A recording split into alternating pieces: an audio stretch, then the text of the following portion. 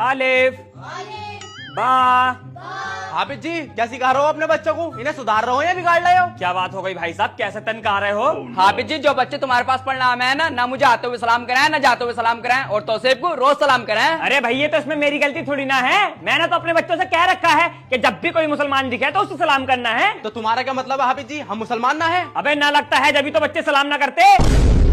और देखियो जरा खुद को, अबे तुम मुसलमान लग किधर से रहे हो? ना तुम्हारा लिबास मुसलमान वाला, ना तुम्हारे चेहरे पे दाढ़ी, ना तुम्हारे सिर पे टोपी। अबे पूरे रमजानों तुमने रोजे नहीं रखे, नमाज एक टाइम की पढ़ते नहीं हो, दिन का कोई काम करते नहीं हो, तो बच्चों को पता कैसे चलेगा कि तुम मुसलमान हो? मोहम्मद जहीरुद्दीन नाम है मेरा, रोज 1 किलो गोश्त खाता हूँ और हर जुम्मे की नमाज भी पढ़ता हूँ। तुम मुझे मुसलमान ही ना समझ रहे? अरे जाहिल, तू बस गोश्त खाने वाला मुसलमान है, नमाज एक टाइम की पढ़ता नहीं है, पूरे रमजानों तूने रोजा नहीं रखा, दिन का कोई काम करता नहीं है, बस नाम का ही मुसलमान है।